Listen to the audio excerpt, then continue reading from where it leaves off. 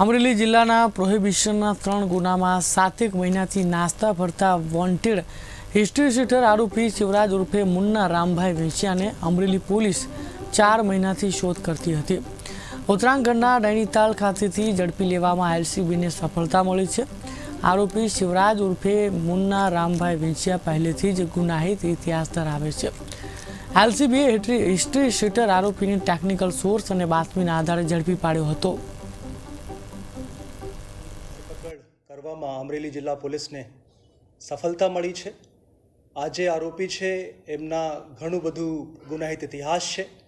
અમરેલી અને ભાવનગર જિલ્લામાં કુલ 10 જેટલા ગુનાઓ એમના વિરુદ્ધ ભૂતકાળમાં દાખલ થયા છે।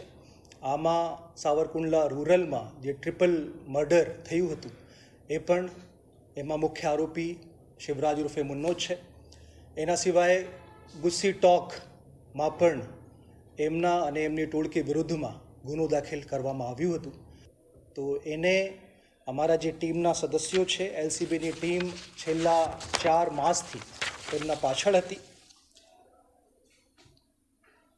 નૈનીતાલ ઉત્તરાખંડથી આ વ્યક્તિની ધરપકડ કરવામાં આવેલી છે। જે ટીમના સદસ્યો હતા એમાં LCB PI Alpesh Patel, PSI LCB Mahendrasinh Gohil, ASI Mahesh Sarvaiya, એલસીબીના હેડ કોન્સ્ટેબલ નિકુલસિંહ રાઠોડ, તુષારભાઈ પાંચાણી અને કોન્સ્ટેબલ ઉદયભાઈ મેણિયા।